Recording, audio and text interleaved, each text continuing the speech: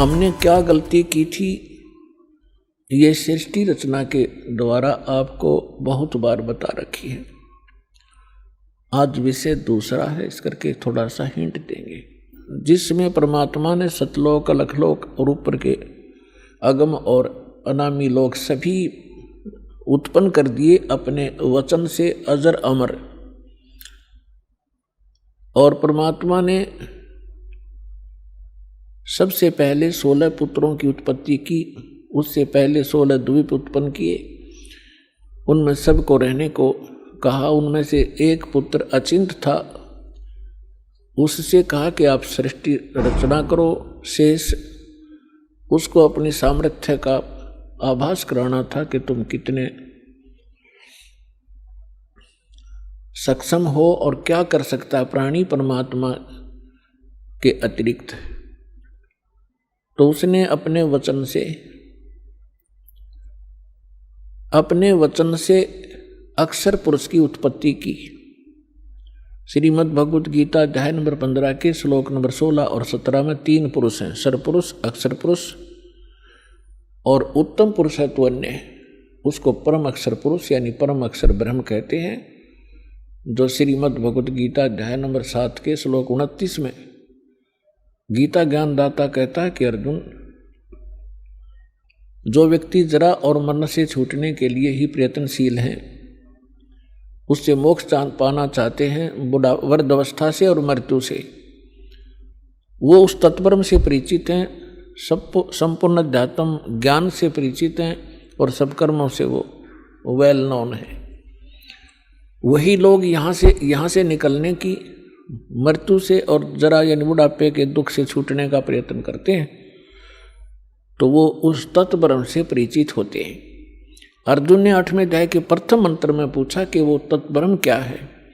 गीता ज्ञानदाता ने 8वें अध्याय के 3रे श्लोक में कहा कि वो परम अक्षर ब्रह्म है। यानी गीता ज्ञानदाता से अन्य है वो समर्थ शक्ति।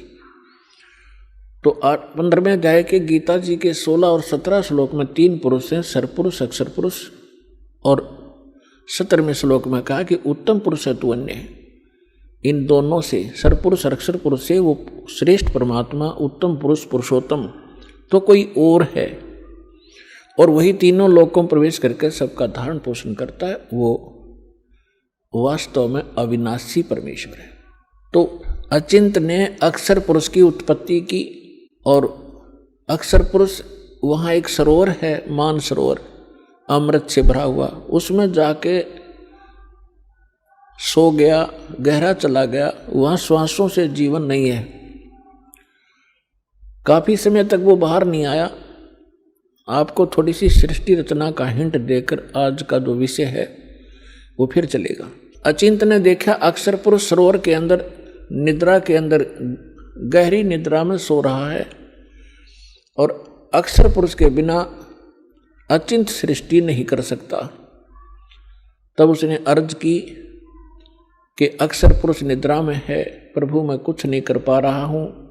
तब परमात्मा ने कहा कि बेटा तुम कर भी नहीं सकते, ये तुम्हारे को थोड़ा सा एक झटका दिया है, कहीं तुम बीच में टांग अड़ा लेते। परमात्मा ने ये सिद्ध कर दिया कि समर्थ का काम समर्थ ही कर सकता है, और दूसरा कोशिश करेगा तो वो मार ही खाएगा। तब परमेश्वर ने उसी सरोवर से थोड़ा सा जल अपनी आचमन में लिया, अपनी शब्द से उसको अंडा बना दिया।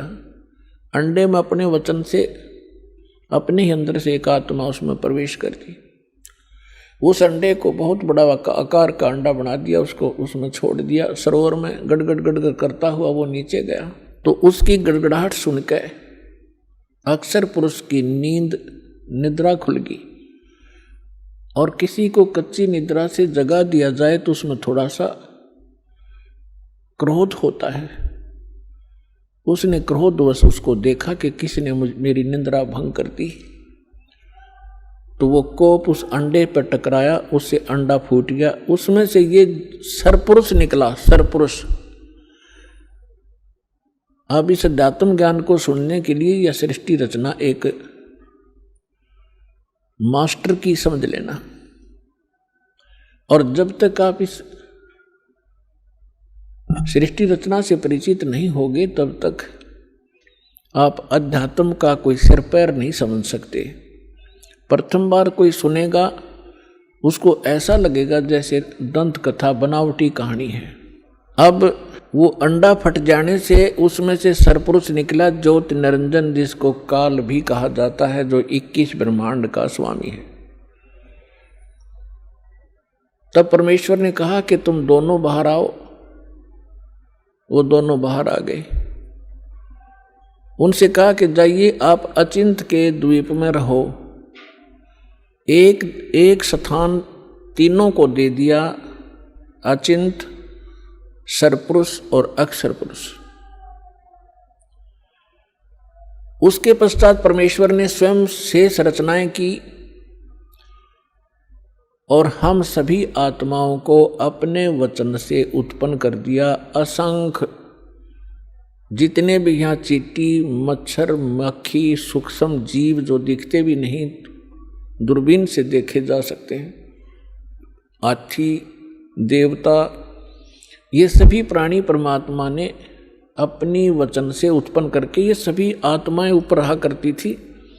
हम सभी की वहाँ सृष्टि थी, परिवार था और बहुत सुंदर महल, बड़े बड़े बगीचे, प्रत्येक के महल के आसपास बहुत बहुत सुंदर आगे पार्क हैं, फल फ्रूट वहाँ पर लदपद रहते हैं, मेवा लदपद रहती है, सदाबहार वृक्ष हैं, सदाबहार बाग बगीचे हैं।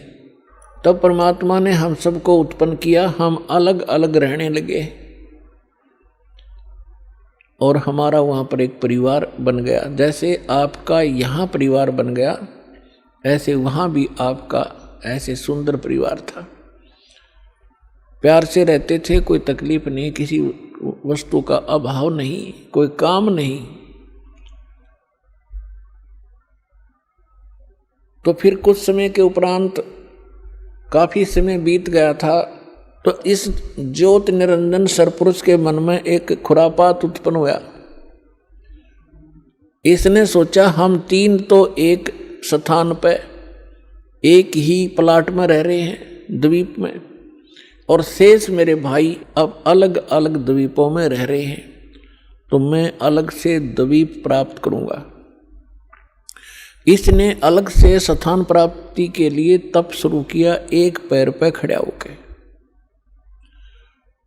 एक पैर पे खड़ा होकर के इसने तप किया, कभी उस पैर को रख ले, कभी उसको, और हम फिर इसके जाल में कैसे फंसे।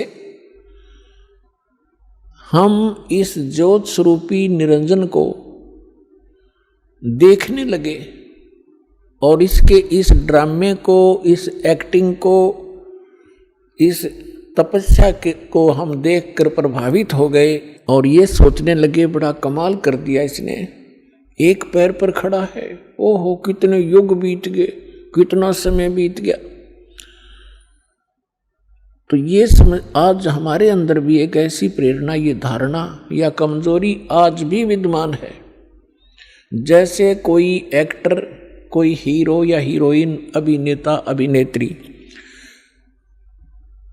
आप उसको देखते हैं, फिल्म वगैरह देखते हैं उनकी, तो उनसे इतने प्रभावित हो जाते हैं ये जवान नौजवान बच्चे, लड़के या लड़कियां, और वो कभी यहाँ आजा बरवाला में या हिसार में, तो ये नादान बालक है, उसको देखने के लिए वहाँ कई हजारों की संख्या में इकट्ठे हो जाएंगे और वो अपनी रोजी रोटी के लिए चटक मटक करते हैं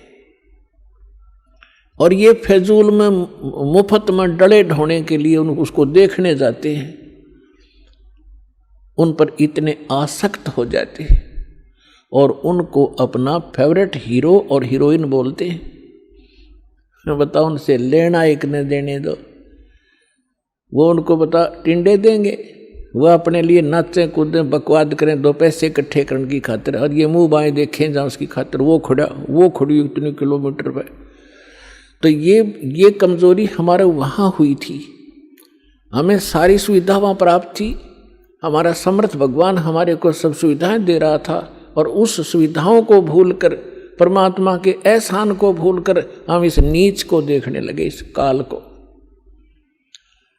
हम इस पर आसक्त हो गए जैसे ये बच्चे हो जाते हैं एक्टर्स पर। परमात्मा ने बहुत बार आकाशवाणी की कि बच्चों इसके इस ड्रामे न मत देखो, मस्त रहो तुम। हम ऊपर से सावधान हो गए जैसे हम बिल्कुल नहीं चाहते, पर अंदर कसक बहुत ज्यादा बन गई। वो तो अंतर्यामी है, हमारी सारी बात जानते थे कि अब ये गए काम तय।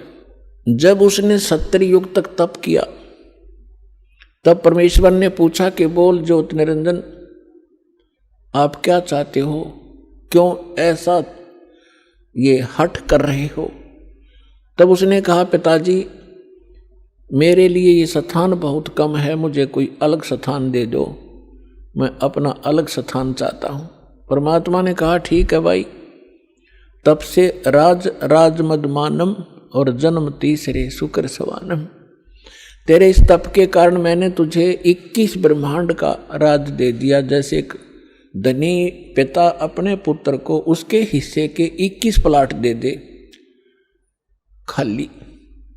अब उन ब्रह्मांडों को पाकर ये कभी उसमें जा रहा है, कभी उसमें कूद रहा है, सारा नाच कूद कर इसने सोची कि इसमें कुछ कंस्ट्रक्शन भी चाहिए।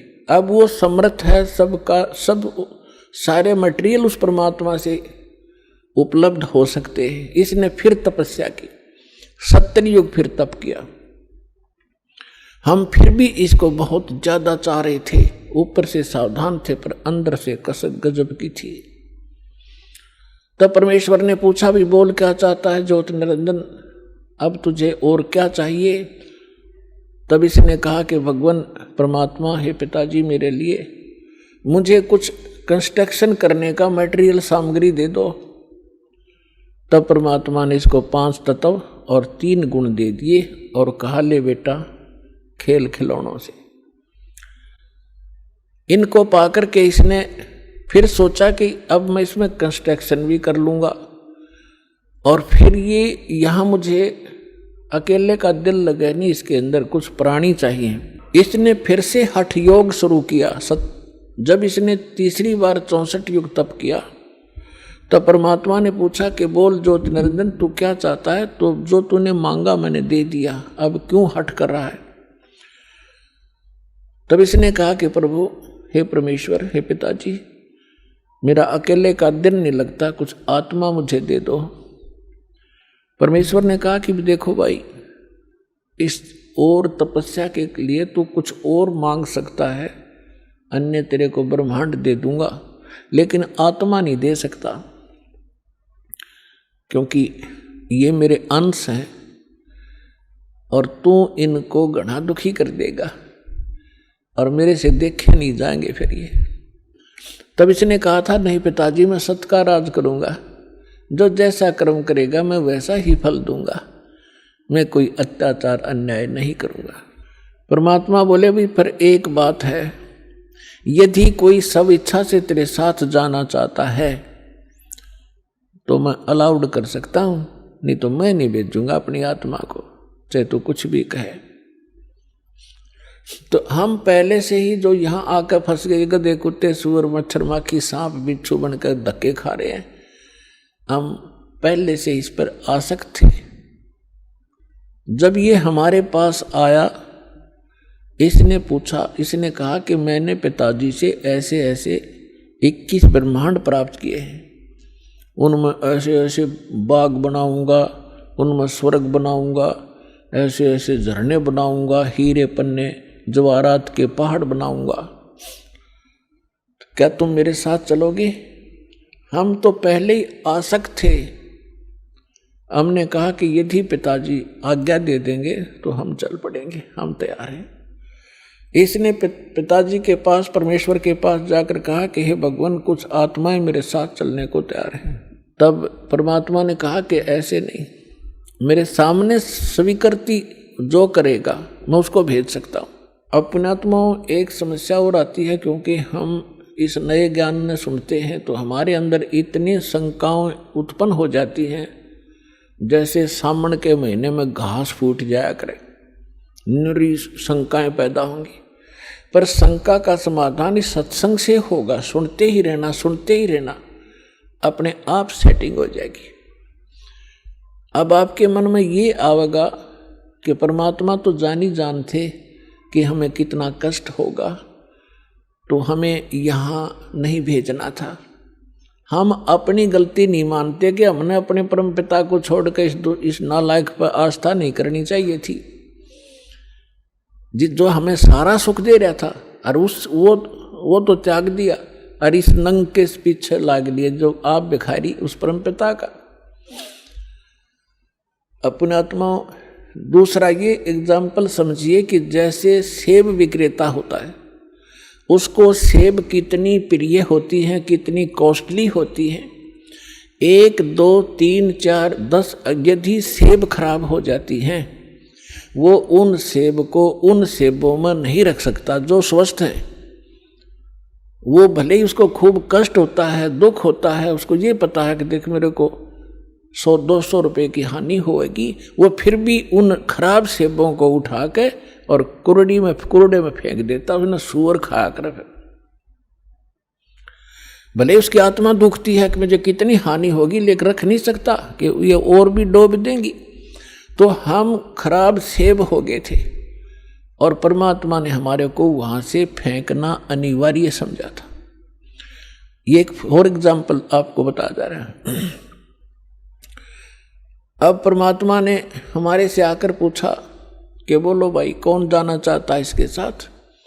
तो हम अपने पिता के सामने बोल नहीं सके, शर्मिंदा हो गए, लज्जित हो गए, नीची गर्दन कर ली, क्योंकि वो पहले ही कहा करते थे कि इस पर आसक्त ना होना। तब परमेश्वर ने कहा, वो सन्नाटा छा गया, साइलेंट हो गया, सब कुछ शांत हो गए। तब परमेश्वर ने कहा कि क्यों भाई ज्योत निरंजन, ये तो कोई नहीं बोल रहा, तू कह रहा था मेरे साथ जाना चाहते हैं। उसी समय एक आत्मा खड़ा हुआ और उसने खड़ा होकर के कहा कि पिताजी मैं इसके साथ जाना चाहता हूं। अब बाकी हमने सोचा कि यो एकला एक वहां सारी लूट लेगा और हम रह गए पाछे, तो हम भी फिर खड़े हो गए, दोनों हाथ ऊपर न कर लिए। सारे के सारे जितने असंख्यों अनगिन जीव यहां आ फंसे। तब परमात्मा ने कहा ठीक है भाई, जो जिसने हृदय से स्वीकृति इसकी की है उसको मैं इसके साथ भेज दूंगा, लेकिन आप जाइए अपने ब्रह्मंडों में, मैं इनको वहां भेजने का तरीका दूसरा अपनाऊंगा। तो परमात्मा ने क्या किया कि जिस आत्मा ने सबसे पहले स्वीकृति दी थी उसका एक युवा लड़की बना दिया अपने वचन पे, और उसके अंदर हम सभी प्राणियों को सूक्ष्म रूप बनाया और सूक्ष्म बना दिया हमारा स्वरूप, और सभी को अपने वचन से उस लड़की के शरीर में प्रवेश कर दिया।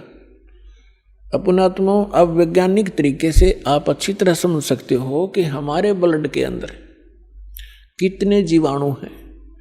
1 ग्राम ब्लड के अंदर 40-40 लाख जीवाणु, ये डॉक्टर लोग बताते हैं कि इतने बैक्टीरिया हैं, इतने फलाने हैं।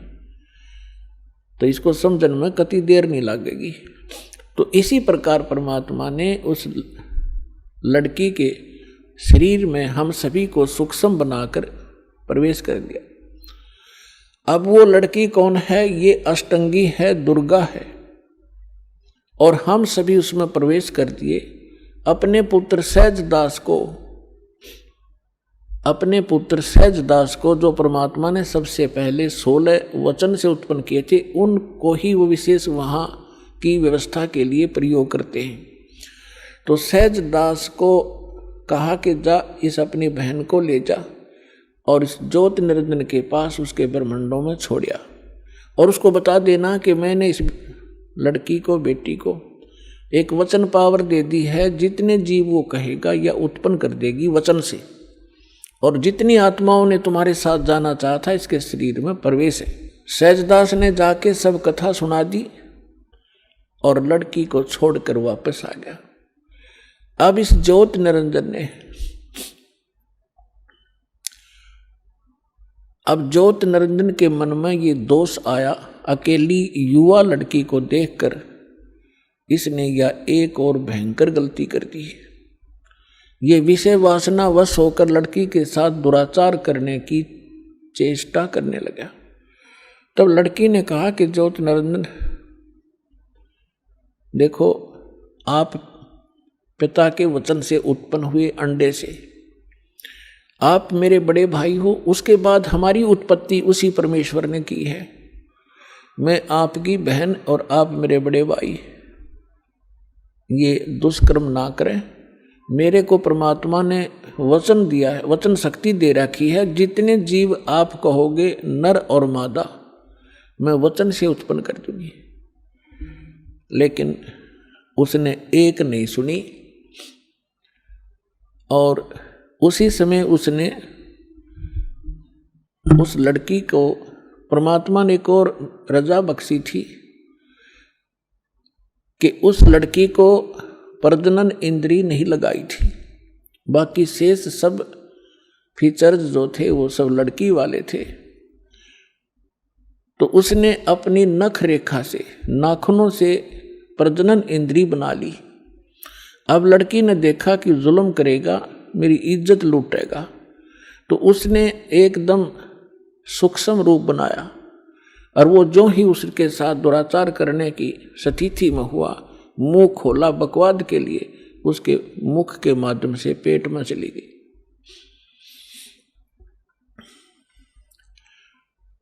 और वहां जाकर के उसने पुकार किया कि हे पिताजी मेरी रक्षा करो, मेरे साथ इसने ऐसा दुर्व्यवहार किया।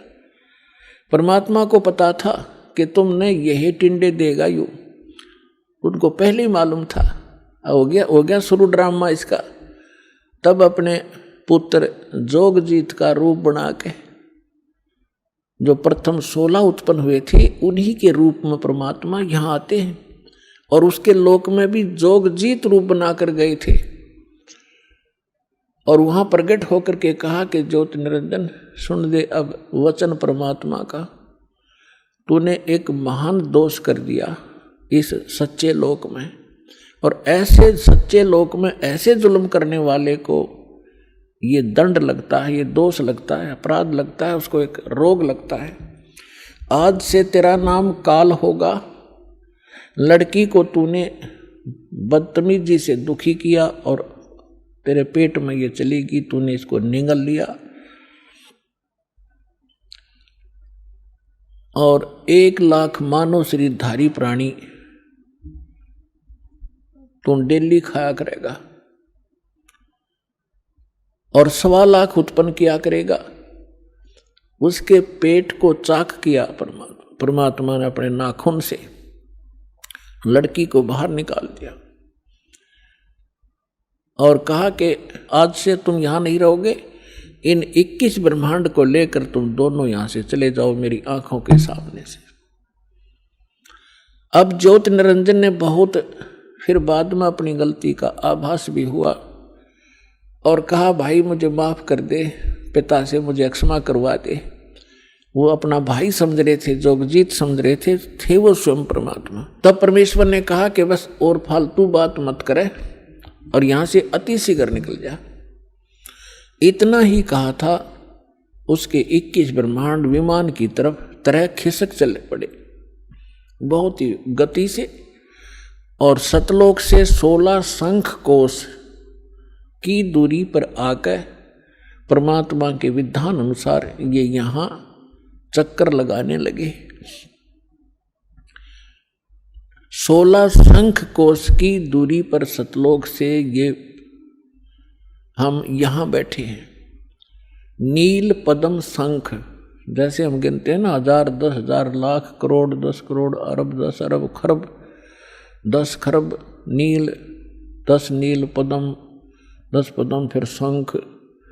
तो ऐसे 16 शंख कोश, एक कोश के अंदर लगभग 1.5 मील होता है और 1 मील में लगभग 1.5 किलोमीटर होता है, यानी लगभग 3-3.25 किलोमीटर एक कोश में होते हैं।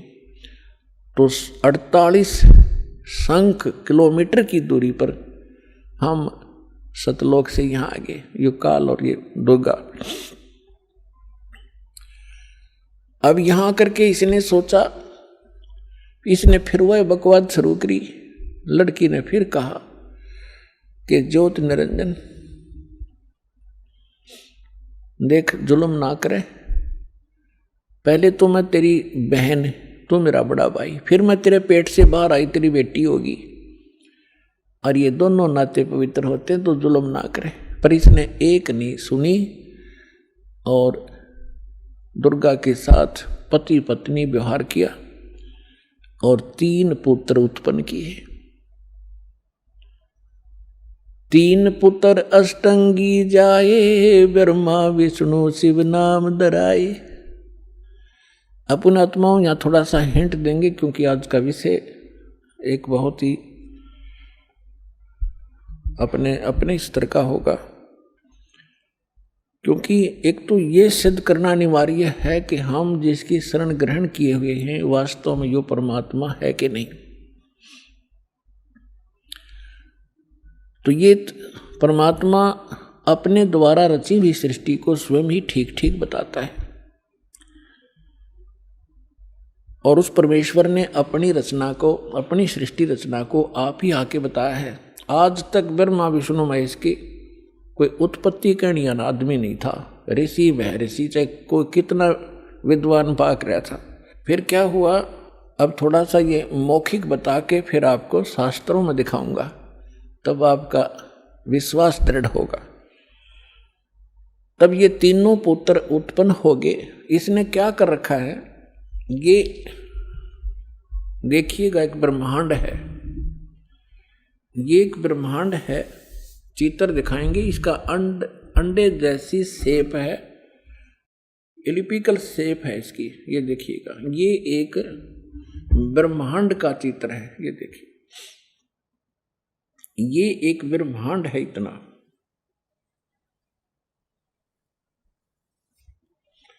और इसमें क्या क्या स्थिति है देखिएगा। इसमें क्या है, नीचे के ये 7 लोक हैं, ये पाताल लोक है, और ये तलातल, महातल, वितल, अतल, सूतल, रसातल।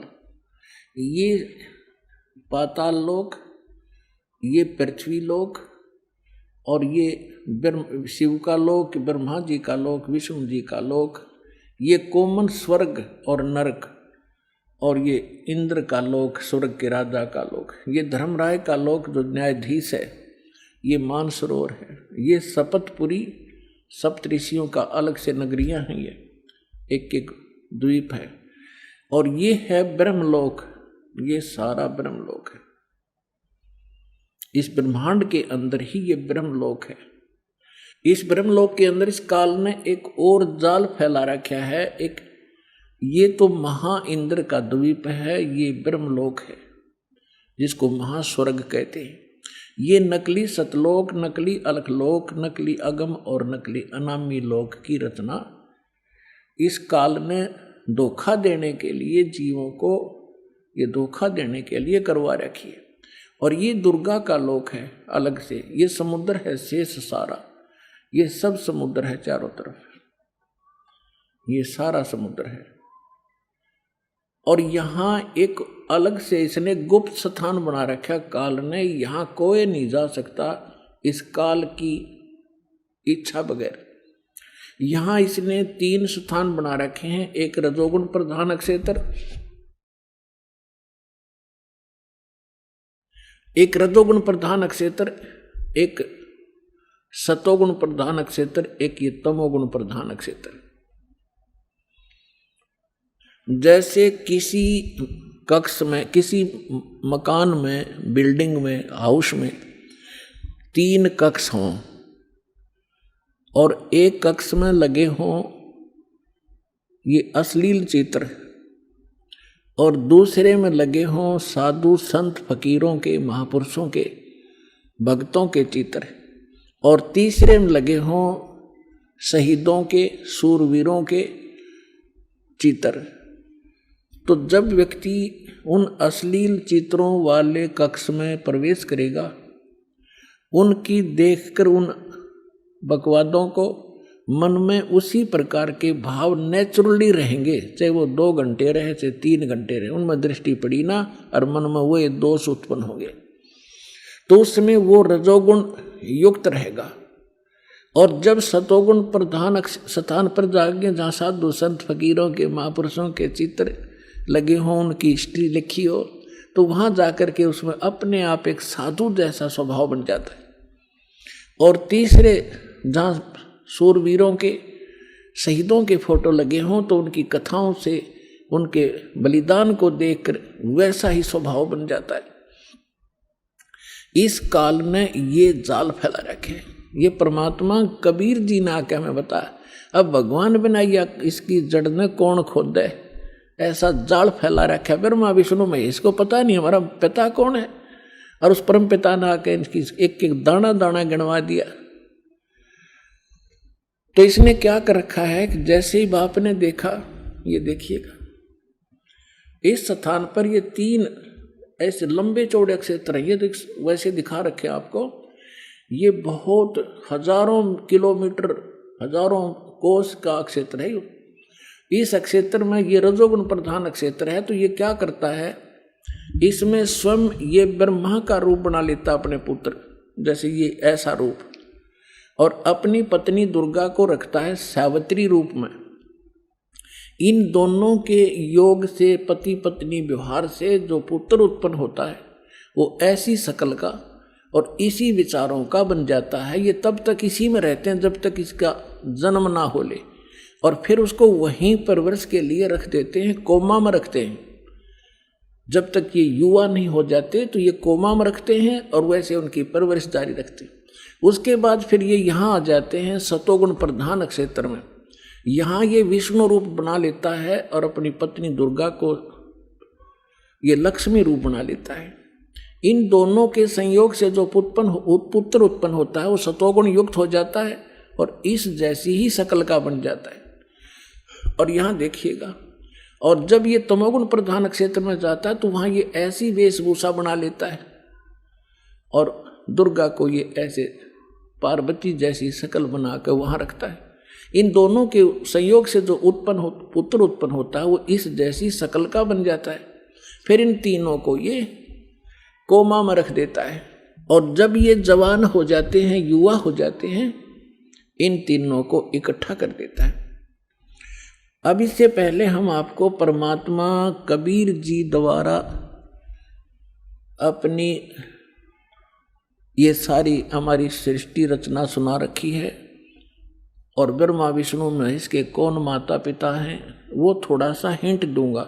उसके बाद फिर आपको दिखाएंगे इन हमारे सदग्रंथों में जिनको हम सर्वधार्य मानते थे और सत्य ज्ञान युक्त पुराण, वेद, गीता, इनमें आपको रूबरू करेगा ये दास। तो परमात्मा को हम अशिक्षित मानते थे और ये कहा करते ये क्या जाने धानक दुल्हा, इसने संस्कृत आती नहीं, क्या जाने वेदों और गीता और पुराणों के गूढ़ रहस्यों को। अरे भगवान तो चिट्ठी से लेकर हाथी तक की भाषा जानता है, वो सब प्राणियों की भाषा जानता है। अब ये सिद्ध भी कर देगा दास आपको कि उस परमात्मा ने कैसे रजा बख्शी। अब देखिएगा अपनात्माओं, दास जो वचन बोलेगा ये सोच लेना 100% सच समझ लियो। अब ये जो इंस्ट्रूमेंट प्रोजेक्टर बनवाए हैं परमात्मा की देन है आप पुण्यात्माओं के लिए। पहले ये लोग अपनी अपनी कथा सुनाया करते थे, सदग्रंथों का नाम लिया करते थे, कोरी बकवाद सुनाया करते थे, शास्त्र विरुद्ध ज्ञान देते थे और हम इसलिए संतुष्ट रहते थे कि ये सभी विद्वान हैं, सदग्रंथों से परिचित हैं और इन्होंने ठीक ठीक सदग्रंथों को समझा होगा। आज पता चलेगा ये किसे विद्वान थे, ये खाकी कक भी पता नहीं था इनको। और उस परम पिता को जिसको धानक दुल्हा एक मजदूर और शूद्र कह के रिजेक्ट कर रखा था लाल को, उन्होंने 600 वर्ष पहले वो ज्ञान सुना रखा है जो वेदों और गीता पुराणों के अंदर विद्वान है। तो इससे पहले परमात्मा ने जो 600 वर्ष पहले ज्ञान धर्मदास जी को दिया था वो रूबरू करता हूं। ये देखिएगा कबीर सागर, ये वो सूक्ष्म वेद है।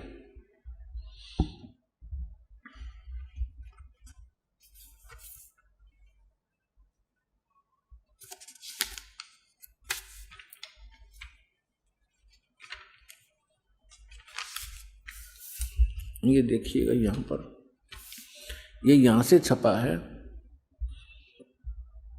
मुद्रक एवं प्रकाशक हैं खेमरा श्री कृष्ण दास, अध्यक्ष श्री वेंकटेश्वर प्रेस, खेमरा श्री कृष्ण दास मार्ग, मुंबई। ये यहां से, और यहां देखिएगा ये प्रथम खंड कबीरपंथी भारत पथिक स्वामी युगलानंद बिहारी द्वारा प्रस्कृत, मुद्रक एवं प्रकाशक वही खेमरा श्री कृष्ण दास, ये सारे वही।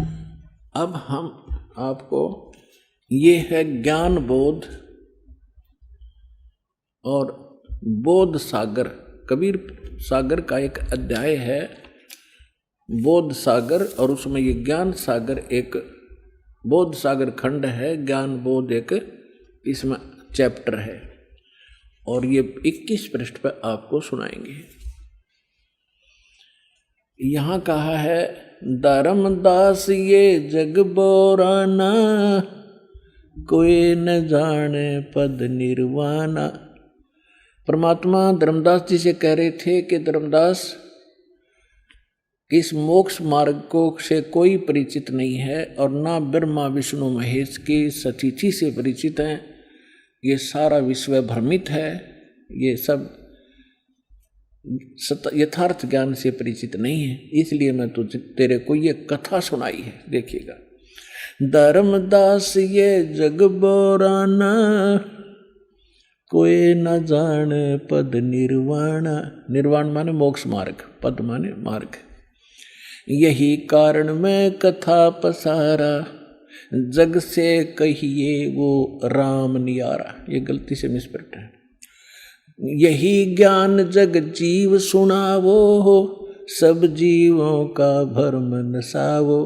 अब मैं तुमसे कहूँ चताई, त्रिदेवन की उत्पत्ति बाई। होय होय, इन तीनों देवताओं का उत्पत्ति बताता हूँ तेरे को, जिनको तुम अजर अमर माना करते थे। इनके कोई माता पिता नहीं, ये सर्वेश्वर हैं, ये अजर अमर हैं। अब तुम्हें दिखाता सुनाता हूं इन तीनों देवताओं की उत्पत्ति। अब मैं तुमसे कहूँ चिताई, त्रिदेवन की उत्पत्ति भाई। कुछ संक्षेप कहूँ गहुराई, सब संशय तुमरे मिट जाई। भरम गए जग वेद पुराना, आदि राम का वेद न जाना। राम राम सब जगत बखाने, आदि राम कोई बिरला जाने। आदि राम माने सनातन परमात्मा, यह इन्होंने नाम लिखा है, ये मिसप्रिंट है। तो राम राम सभी कहते हैं, लेकिन उस आदि राम को, उस सनातन परमात्मा को कोई नहीं जानता। देखिएगा ज्ञान, अब मैं जो कथा सुनाने जा रहा हूं, ज्ञानी सुने तो हृदय लगाई, मूर्ख सुने तो गम ना पाई। विद्वान पुरुष सब प्रमाणों को देखेंगे, तुरंत स्वीकार कर लेंगे, और जो मूर्ख होंगे या कोई जानबूझ के ईर्षावश नहीं स्वीकार करेंगे, तो उनकी बात यहाँ नहीं है। जो बुद्धिमान होंगे इस ज्ञान को तुरंत हृदय से लगाएंगे। अको हो सारे प्रमाण। और परमात्मा कहते हैं, जानबूझ साची तजय और करे झूठ तैने, और ताकि संगत है प्रभु सपने में भी ना दे। ऐसा दुष्ट सामने प्रमाण देख के और फिर नखरे करता है। तो जानबूझ साची तजय और करे झूठ तैने, तो ताकि संगत है प्रभु कहते सपने भी में ना दे। ऐसा दुष्ट कभी कहते कभी ना मिलाइयो इसे व्यक्ति ने। सामने प्रमाण है और फिर नहीं मान रहा है। तो यहाँ परमात्मा कहते हैं, ज्ञानी सुने सो हृदय लगाई, मूर्ख सुने तो गम ना पाई। अब क्या बताने जा रहे हैं? माँ अष्टंगी पिता निरंजन, माँ अष्टंगी पिता निरंजन, ये जम दारुण वंशन अंजन। पहले कीन निरंजन राई, पीछे से माया उपजाई। कहते हैं पहले उस ज्योत निरंजन की उत्पत्ति की थी अंडे से, और पीछे से दुर्गा बनाई थी, उत्पत्ति की थी। पहले कीन निरंजन राई, पीछे से माया उपजाई। माया रूप देख अति शोभा, देव निरंजन तन मन लोभा। दुर्गा के उस स्वरूप के ऊपर आसक्त होकर इस काल ने यह गलती की। कामदेव धर्मराय सताए, देवी को तुरंत धर खाए। इसके अंदर विषय वासना प्रबल हुई। धर्मराय इस काल को भी कहते हैं। इसने कहा था मैं सत का राज करूंगा, मैं धर्म का राज करूंगा, तो तब इसको धर्मराय कहा करते थे। और जब इसने लड़की के साथ जुल्म किया, इसको काल कहा गया।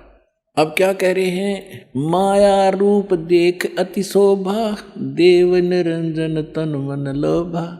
काम देव धर्मराय सताए, हे देवी को तुरंत दर खाए।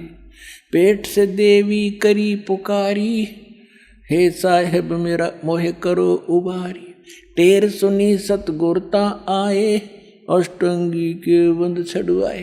अब यहाँ पर इन कबीर पंथियों ने थोड़ा बहुत अपने हिसाब से 19-21 कर दिया। इसमें लिखा है परमात्मा ने कहा था टेर सुनी तहाँ हम आए, और परमात्मा ने इस मूल ज्ञान को थोड़ा छुपाना था, इसलिए इन्होंने कबीर पंथियों के समझ में नहीं आई। ये कबीर जी को तो सतगुरु मानते हैं और सतपुरुष को निराकार बताते हैं, इन दोनों को अलग अलग मानते हैं, तो इनको ज्ञान नहीं था। अब क्या कहते हैं? धर्मराय को हिकमत कीना, इस काल ने नखरेखा से भग कर लीना। दुर्गा को नाखनों की से द्वारा स्त्री इंद्री लगाई। धर्मराय करे भोग विलासा, माया को रही तब आशा। यानी अष्टंगी प्रेग्नेंट हुई। 3 पुत्र अष्टंगी जाए, जाए माने उत्पन्न किए, और ब्रह्मा विष्णु शिव नाम धराए। ओए होए 3 पुत्र अष्टंगी जाए, ब्रह्मा विष्णु शिव नाम धराए। 3 देव विस्तार चलावे, इनमें ये जग धोखा खावे। पुरुष गम कैसे कोई पावे, काल निरंजन जग भरमावे। पुरुष माने परमात्मा, सतपुरुष की गम माने उसकी जानकारी कैसे कोई पावे, ये काल सबको भ्रमित रखता है अज्ञान के द्वारा। पुरुष गम कैसे कोई पावे, काल निरंजन जग भरमावे। 3 लोक अपने सुत दीना, सुन निरंजन वासा लीना। 3 लोक अपने पुत्रों को देके सुन में ये स्वयं वास करता है। अलख निरंजन सुन ठिकाना, ब्रह्मा विष्णु शिव वेद न जाना। 3 देव सो उसको धावे, निरंजन का वे पार न पावे। अलख निरंजन बड़ा बटपारा, 3 लोक जीव करे आहारा। ब्रह्मा विष्णु शिव नहीं बचाए, सकल खाए पुन दूर उड़ाए। 3 के सुत हैं तीनों देवा, अंदर जीव करते हैं सेवा। ओए होए अपनात्माओं, परमात्मा कहते हैं ये तत्व ज्ञानहीन अंधे प्राणी इस काल के पुत्रों ब्रह्मा विष्णु में इसकी पूजा करते हैं। 3 के सुत हैं ये तीनों देवा, ये अंदर जीव करते हैं सेवा। इस काल के पुत्रों को अजरो अमर जान के इन्हीं पर आश्रित रहे। और परमात्मा कहा करते 3 देव की जो करते भक्ति, उनकी कदे ना होवे मुक्ति। तो उस समय इतना विरोध हुआ था भगवान का,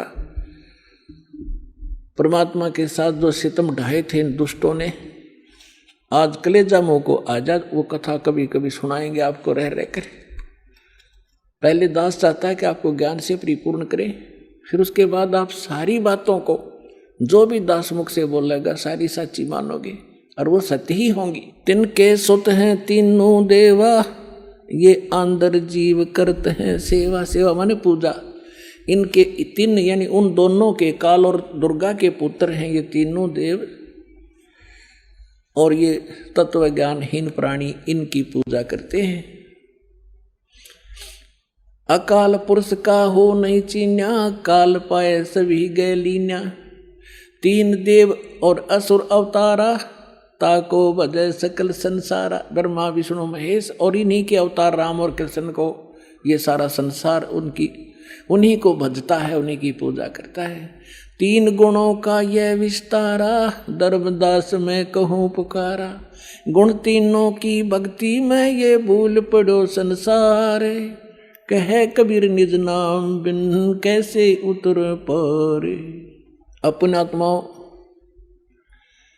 परमात्मा ने एक वचन इसमें बोला है, गुण तीनों की भक्ति में ये भूल पड़ो संसारी। कह कबीर निज नाम बिन कैसे उतरो पार। ये तीन गुण क्या है? ये तीन गुण कौन है? रजगुण ब्रह्मा, सतगुण विष्णु, तमगुण शिव जी। और इसको परमात्मा को, कबीर साहब को अशिक्षित कहा करते, शूद्र कहा करते। ये धानक, ये जुलाहा क्या जाने सदग्रंथों के गूढ़ रहस्यों को। और परमात्मा ने वो अमृत वचन बोल रखे हैं, इतने गूढ़ शब्द बोल रखे हैं, ये नकली नहीं समझ सके उस परमात्मा के गूढ़ रहस्यों को। और परमात्मा सारे गूढ़ रहस्यों से परिचित थे।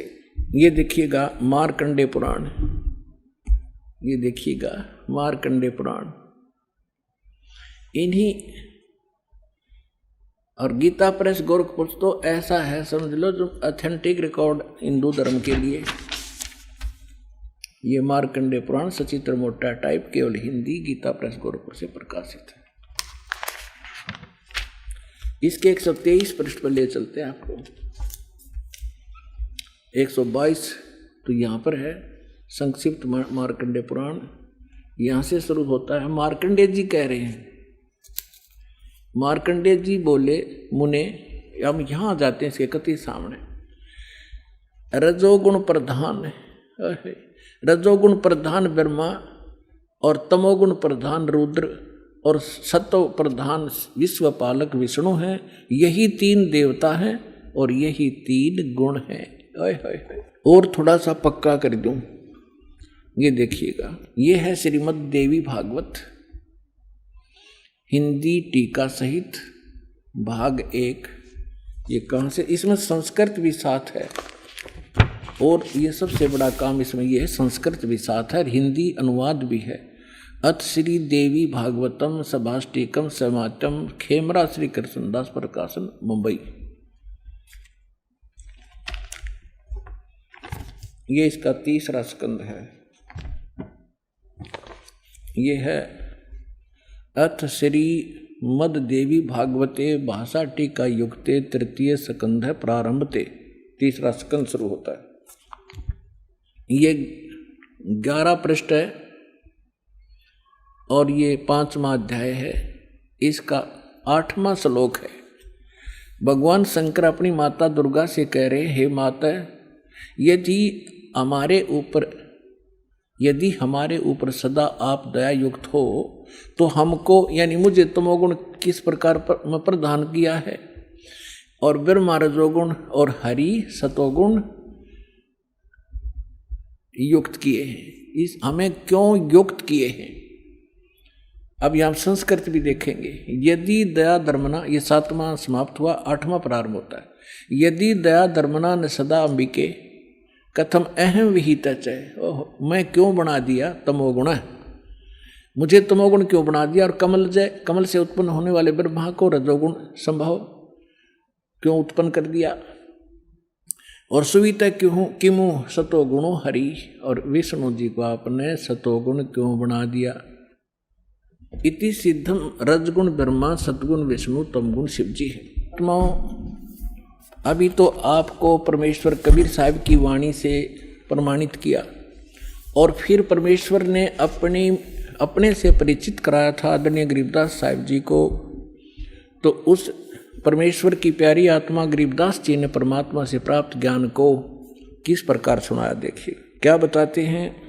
ब्रह्मा विष्णु महेश्वर माया और धर्मराया कहिए, इन 5 मिल पर पंच बनाया, वाणी हमरी लहिए।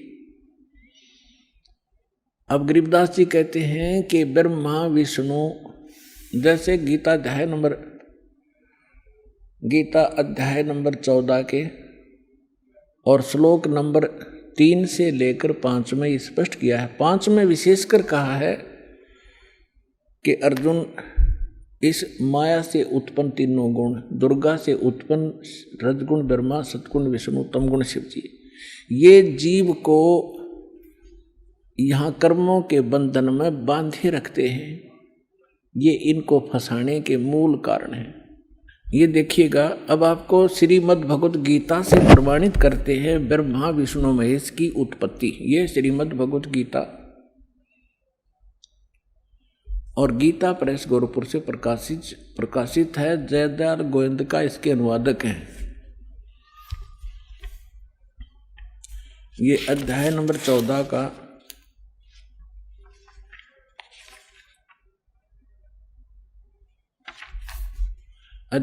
14 का श्लोक नंबर 3 से 5 सुनाएंगे आपको। ये 3, इसमें क्या कहा है कि अर्जुन, मेरी ये महत ब्रह्म रूप मूल प्रकृति। अब आपको दास ने श्रीमद् देवी भागवत के 3रे स्कंद में विष्णु जी कहते हैं अपनी माता दुर्गा को कि तुम शुद्ध स्वरूपा हो, ये सारा संसार तुमसे उद्भासित हो रहा है। मैं ब्रह्मा और शंकर आपकी कृपा से विद्यमान है। हमारा आविर्भाव माने जन्म और तिरोभाव माने मृत्यु होता है, और आप ही पूर्ण प्रकृति हैं। और इसमें रुद्र संहिता शिव पुराण के अंदर आपको दिखाया था कल कि इस सदाशिव काल रूपी ब्रह्म ने अपने ही विग्रह से वह सृष्टि वह निकाली, दुर्गा निकाली, और उसको प्रकृति भी कहते हैं। पहले उसको फिर ये दिखाते हैं आपको, देखिएगा। अब 14वें अध्याय के 3रे श्लोक में ये क्या कहता है कि अर्जुन, ये काल बोल रहा है ब्रह्म, मेरी ये मूल प्रकृति सभी संपूर्ण भूतों यानी प्राणियों की योनि यानी गर्भाधान स्थान है, और मैं काल ब्रह्म उस योनि में गर्भ यानी चेतन समुदाय गर्भ को स्थापना करता हूँ, और तत्व माने उस के संयोग से सभी प्राणियों, भूतों माने प्राणियों की उत्पत्ति होती है। 4 में क्या कहा है, हे अर्जुन, ये नाना प्रकार की सब योनियों में जितने भी मूर्तियां यानी शरीरधारी प्राणी हैं उत्पन्न होते हैं। प्रकृति यानी दुर्गा तो उनकी गर्भ धारण करने वाली माता है, और मैं बीज स्थापन करने वाला पिता हूँ। आगे देखो 5वें में, हे अर्जुन, सतगुण रजगुण और तमगुण, सतगुण विष्णु, रजगुण ब्रह्मा, तमगुण शिव जी, ये प्रकृति से उत्पन्न, दुर्गा से उत्पन्न, और तीनों गुण रजगुण ब्रह्मा, सतगुण विष्णु, तमगुण शिव जी अविनाशी जीवात्मा को शरीर में फंसाए रखते हैं, बांधे रखते हैं कर्मा के अनुसार। अब इसने तो यो ठीकरा फोड़ दिया ब्रह्मा विष्णु महेश पर कि ये बांध रहे हैं। अब ये महापुरुष क्या कहते हैं, भगवान क्या कहते हैं, परमात्मा से प्राप्त ज्ञान से। अब गरीबदास जी क्या कहते हैं, ब्रह्मा विष्णु महेश्वर माया और धर्मराया कहिए। है क्या कह रहे हैं कि ब्रह्मा विष्णु अकेले दोषी नहीं हैं, ये धर्मराय माने काल और या दुर्गा, ये इन पांचों ने मिलकर तुम्हें फंसा रखा है। अकेले इसने ब्रह्मा विष्णु महेश दोषी बना दिए। अब क्या बताते हैं, ब्रह्मा विष्णु महेश्वर माया और धर्मराया कहिए, इन पांचों मिल पर पंच बनाया, वाणी हमारी लहिए। हम जो कह रहे हैं इसको घनी गौर से सुनना और इस पर बहुत गौर करना। इन पांचों ने मिलकर ये परपंच बना रखा है, आपको यहाँ फंसा रखा है। ये है खोखापुर की बाजी, बिष्ट बखुंट दगासी साची, ये कृत्रिम जीव भुलाने बाई, निज घर की तो खबर न पाई। अपने निज घर का तो ये पता भी नहीं लगने देता, ऐसा जालिम है ये काल। 1.25 लाख उपजे नित हंसा और 1 लाख विन से नित अंसा। 1.25 लाख उत्पन्न करता है और 1 लाख को रोज खाता है। उत्पत्ति खपती प्रलय फेरी, हर्ष शोक जोरा जम जेरी।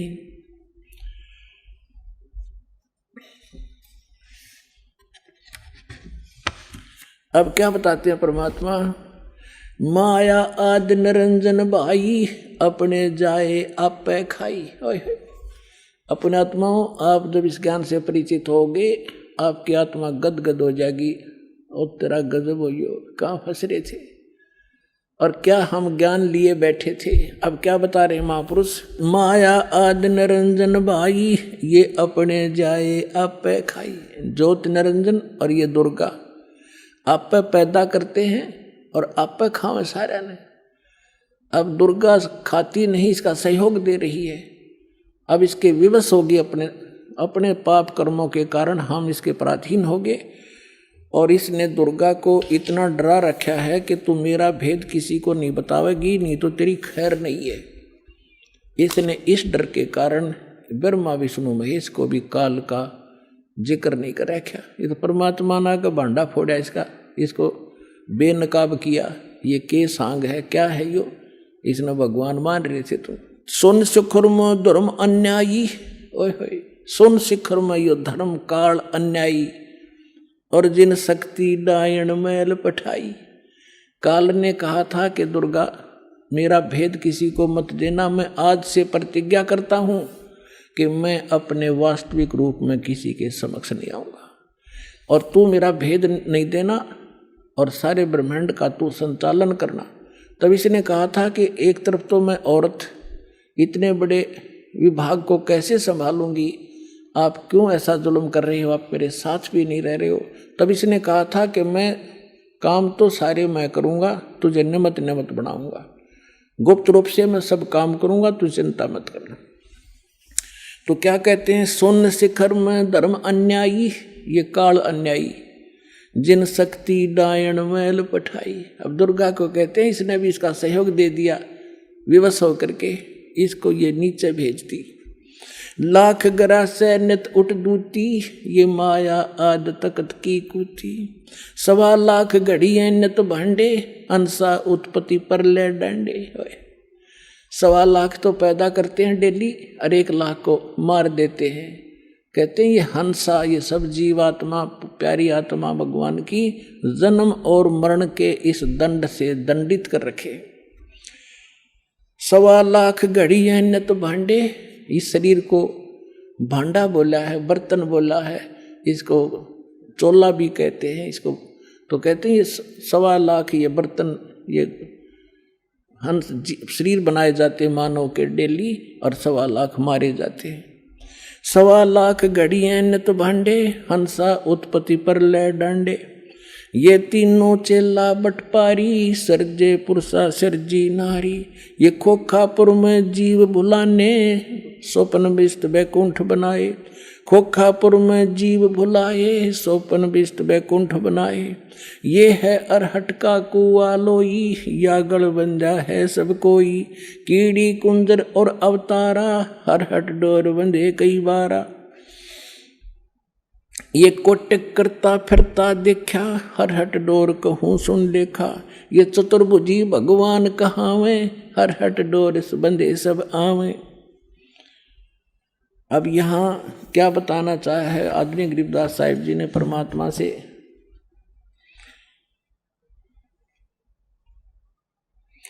ब्रह्मा विष्णु महेश्वर माया और धर्मराया कहिए। इन 500 मिल पर पंच बनाया, वाणी हमरी लहिए। इन 500 मिल जीव अटकाए, हम युगन युगन आण छुटाए। गरीबदास साहिब कहते हैं, भगवान कबीर साहब बता रहे हैं कि इन 500 ने मिलकर जीवों को फंसा रखा है, और हमने युगों युगों में आके और इन जीवों को छुटाया और सतलोक ले गए। बंदी छोड़ हमारा नामम, अदर अमर है अस्थिर ठामम। पीर पैगंबर कुतुब ओलिया, सुर नर मुनि जन ज्ञानी। ओए होए, पीर पैगंबर कुतुब ओलिया, सुर नर मुनि जन ज्ञानी। एत्या को तोरा ना पाया, जम के बंदे प्राणी। पुणात्माओं, जब दास ने परमात्मा की एक वाणी पढ़ी थी, के सुर नर मुनि जन 33 करोड़ी, ये बंदे सभी काल की डोरी। तो दास को भी विश्वास नहीं हुआ था कि ये इतने देवता ब्रह्मा विष्णु महेश ऋषि मुनि, क्या इनको भी रास्ता नहीं मिला? क्या कह रहे हैं गरीबदास जी? पीर पैगंबर और कुतुब ओलिया और सुरनर मुनिजन ज्ञानी, ये विद्वान पुरुष महर्षि, इनको वो मार्ग नहीं मिला। ये काल का बंधे प्राणी, ये काल के ही जाल में रहे। अमर करूं सतलोक पठाऊं, ताते बंदी छोड़ कहाऊं। अब कबीर साहब कहते थे मैं अमर करूं और तुम्हें यहाँ से काल के जाल से छुटवाऊं, इसलिए मैं बंदी छोड़ कहलाता हूँ, यानी काल के बंधन से छुटवाने वाला। अपने आत्माओं, ये इतना बड़ा चैप्टर है। जैसे अभी गरीबदास साहिब ने कहा था कि सुन शिखर में धर्म अन्यायी, जिन शक्ति डायण मैल पठाई। अब देखिएगा ये लघु चित्र, ये एक ब्रह्मांड का चित्र है जहाँ ये काल रहता है। ये देखिएगा, ये सारे एक ब्रह्मांड के अंदर ये व्यवस्था है। आपको बताई नीचे के ये 7, ये पाताल रसातल सुतल तल तलातल मातल, ये और ये पृथ्वी लोक, ब्रह्मा का लोक, विष्णु जी का लोक, शिव का लोक, विष्णु जी का लोक, और ये कॉमन स्वर्ग है। स्वर्ग और नरक इकट्ठा ही है। और ये इंद्र का लोक, ये धर्मराज का लोक, ये है, इसको महास्वर्ग कहते हैं। ये इतना महास्वर्ग है, ये सारा एक ब्रह्म लोक कहलाता है इतना। ये इसके अंदर अलग व्यवस्था है। तो ये काल यहाँ रहता है, यहाँ पर, और इसने इसका यूँ अलग से व्यवस्था है, ये अलग से, इसमें कोई नहीं जा सकता। इस दुर्गा को इसने यहाँ एक अलग से द्वीप दे रखा है। यहाँ ये यहाँ रहती है, इसकी इच्छा होती है तब इसको ये ऊपर लेता है, नहीं इसको फिर नीचे छोड़ देता है। ये फिर यहाँ अपने अलग द्वीप पर रहकर इन सब का, इस पूरे ब्रह्मांड का की देख रेख करती है और इसके संपर्क में रहती है। ये काल यहाँ रहता है ऊपर, और इसके ये ऐसे 21 ब्रह्मांड हैं। ये देखिएगा, ये जो आपने एक ब्रह्मांड देखा था, अब ये समझना ये एक गेंद जो है ये ब्रह्मांड है। ऐसे इसने 5 ब्रह्मांडों को एक स्थान में रोका है, जिसको महाब्रह्मांड बनाया है। तो ऐसे ऐसे 4 महाब्रह्मांडों में 20 ब्रह्मांडों को रोक कर इसने एक 21वां ब्रह्मांड यूं अलग बना रखा है। ये पूरा देखिए एक बार, ये सबसे ऊपर ये अलग एक ब्रह्मांड है। ये वैसे बनाने में, दिखाने के लिए अलग से बनाना, इसकी भी ऐसे ही एलिप्टिकल शेप है ऐसे। तो इसने यहाँ नकली यहाँ एक अलग से ब्लॉक है, यहाँ पर ये लॉक लगा रखा है। प्रत्येक इस सर्कल से निकलने की प्रत्येक भंवर गुफा है, प्रत्येक में। इस एक ब्रह्मांड से निकलने की भी भंवर गुफा है, इस फिर महाब्रह्मांड से निकलने की भी भंवर गुफा है, और इस सारे से निकल कर इसमें प्रवेश करने की प्रत्येक में भंवर गुफा है। जब हम सतलोक में जाएंगे और 7 संग ब्रह्मांड अक्षर पुरुष के पार करेंगे, वहाँ भी लास्ट में एक भंवर गुफा आएगी। इस काल ने उसकी तकरीबन नकल कर रखी। तो ये यहाँ बैठा है शिखर शून्य में सबसे ऊपर। तो यहाँ इसने नकली अलग सतलोक, नकली अलखलोक, अगम और नामी लोक नकली बना रखे जीव को भ्रमित करने के लिए। और यहाँ एक अच्छी आत्माओं में से 12 आत्माएं ऐसा सेफ रखता है, उनको कलयुग में भेजता है दूत बनाकर इस नकली ज्ञान को फैलाने के लिए।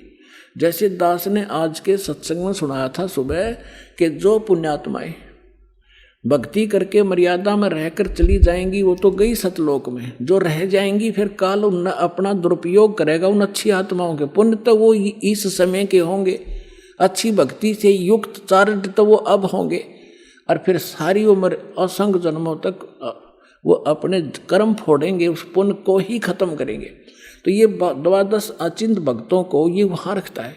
अब कलयुग जब आया, इसने ये 12 दूत भेज दिए और उन्हीं को फिर से आगे भेजता रहता है। इनकी इतनी कमाई है, जैसे आप देख रहे हो यो जय धन धन सतगुरु सच्चा सौदा सिरसा वाला, आज एक चीफ मिनिस्टर से भी ज़्यादा सुविधाएं प्राप्त हैं जिसको। और इसने कख का पता नहीं, कोई भक्ति नहीं, ये पूर्व जन्म का बहुत संस्कारी प्राणी था और इसने इस काल ने भेज दिया ने। अब ये सारी उम्र खोटे खोदेगा, कति भक्ति नहीं इसके पास और फिर भी इसके ठाठ रहेंगे और लास्ट में इसको ऐसी बुरी मौत मारेगा, ऐसी दुर्गति होगी ऐसे व्यक्तियों की, आगे चल के ना जाने कौन सी योनि में डाल देगा। तो ये इसने ये 12 भक्त अच्छी आत्माएं वहाँ सेलेक्ट रखता है प्रत्येक उसमें, और फिर इनको जैसे ये 12 यहाँ भेजे, उनको रह कर फिर जैसे राधा स्वामी शिवदयाल जी जो थे ये अच्छी आत्माओं में थे। उसके बाद फिर ये बाबा जयमल सिंह जैसे, सावण सिंह जैसे, फिर ये बलोचिस्तानी सामस्ताना जैसे, और ये अब सच्चा सौदा सिरसा वाले जैसे, ये सारी पुण्यात्माएं थी। इनके पूर्व जन्म के पुण्य संग्रहित हैं और ये सारी उम्र कति भक्ति तो है नहीं इनके पास, करेंगे खा किए और फिर भी ये सुखी दिखाई देंगे और सारी इनके वचन में भी थोड़ी बहुत पावर होगी, लोग इससे प्रभावित भी रहेंगे फंसाए रखने के लिए। तो ऐसे ये 12 यहाँ देखना, ये फिर इसने 12 अचिंत भक्तों का निवास स्थान ये अलग बना रखे और ये यहाँ रहता है। यहाँ एक तपतशिला है, इस तपतशिला पे 1 लाख मानव शरीरधारी प्राणियों को के सूक्ष्म शरीरों को भूनता है और यहाँ इसका निज स्थान है। ये सुराख है आगे उस अक्षर पुरुष के लोक में जाने का। ये देखिएगा, ये यहाँ, अब ये वो 21 ब्रह्मांड हैं ये वाले, बस इतने और इससे निकलकर इसमें से ये 7 संग ब्रह्मांड है। ये सरपुरुष के 21, ये 7 संग ब्रह्मांड हैं अक्षर पुरुष के, परब्रह्म जिसे कहते हैं, ये वाले इतना ब्रह्मांड। तो इसमें यहाँ ये 21वां ब्रह्मांड इसका, इसमें से आगे जाने का रास्ता है जो सतलोक को जाता है। अब ये बड़े वाला लेंगे हम,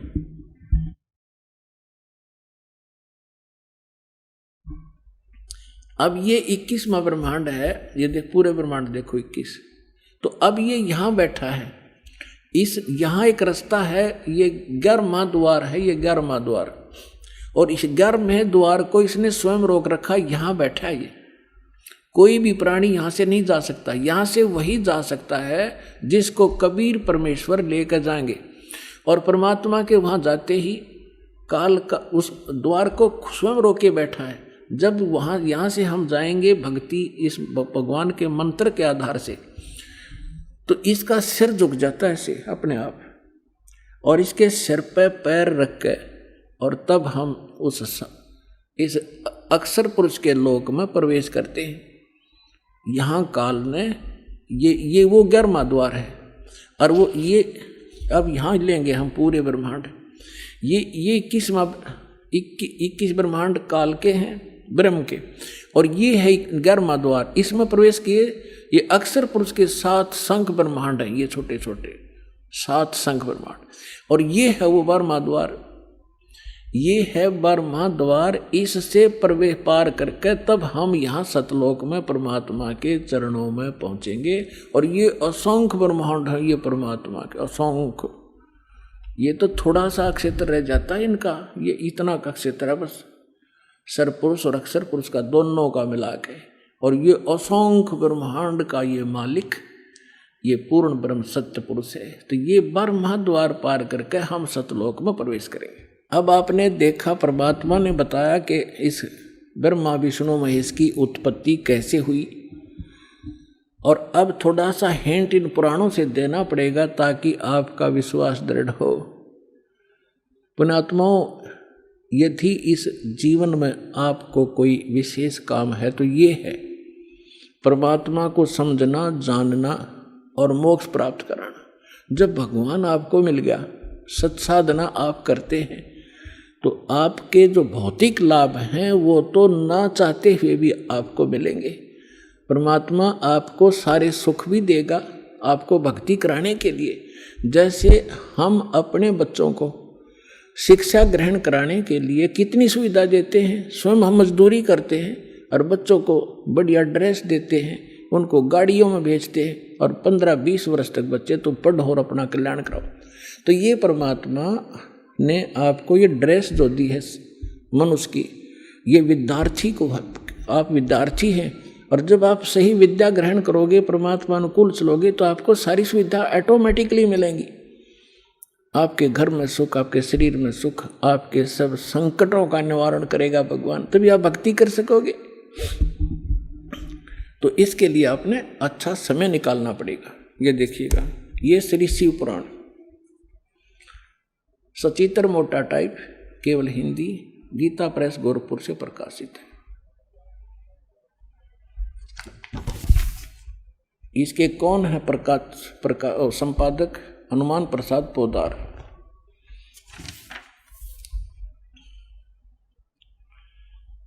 ये प्रकाशक है, मुद्रक है, गीता प्रेस गोरखपुर, गोविंद मनु कार्यालय कोलकाता का संस्थान। अब यहां देखिएगा, ये 98-99 पृष्ठ पर हम पढ़ेंगे रुद्र संहिता, संक्षिप्त शिव पुराण, और ये 98 पे यहाँ नीचे से 5वां अध्याय है। अपने पुत्र नारद की यह बात सुनकर लोक पितामह ब्रह्मा वहां इस प्रकार बोले। अब 99 पर आ गए हम। ब्रह्मा जी ने कहा, ब्रह्मन देव शिरोमणे, तुम सदा समस्त जगत के उपकार में लगे रहते हो। तुमने लोगों के हित की कामना से बहुत उत्तम बात पूछी। अब नारद जी ने क्या पूछा था कि पिताजी अपने पिता ब्रह्मा से कि मुझे सृष्टि रचना सुनाओ। अब यो लगा सृष्टि रचना सुना। देखिएगा, जिस समय समस्त चराचर जगत नष्ट हो गया था, सर्वत्र केवल अंधकार ही अंधकार था, न सूर्य थे न चंद्रमा आदि आदि, उस समय तत् सत ब्रह्म, इस श्रुति में जो सत सुना जाता है एकमात्र वही शेष था। ठीक, अब ये देखिए क्या सट्टे मारेगा है, क्योंकि पुण्यात्मा ये 100 पृष्ठ पा गया। आपको थोड़ा सा हिंट दे दूं कि परमात्मा जब प्रथम सतयुग में आए थे, इन तीनों को मिले थे, ब्रह्मा जी को, विष्णु जी को, शिव जी को। इन्होंने मालिक से ज्ञान एक संत रूप में, ऋषि रूप में, और इन्होंने ये ज्ञान सुना था परमात्मा से। अब ब्रह्मा जी परमात्मा वाले ज्ञान को कुछ अपनी अटकल को मिला के कैसे वो सृष्टि रचना बता रहा है। देखिएगा, जिस परब्रह्म के विषय में ज्ञान और अज्ञान से युक्त पूर्ण युक्तियों द्वारा इस प्रकार विकल्प किए जाते हैं, उसने कुछ काल के बाद द्वितीय की इच्छा प्रकट की। उसके भीतर एक से अनेक होने के संकल्प उदित हुआ।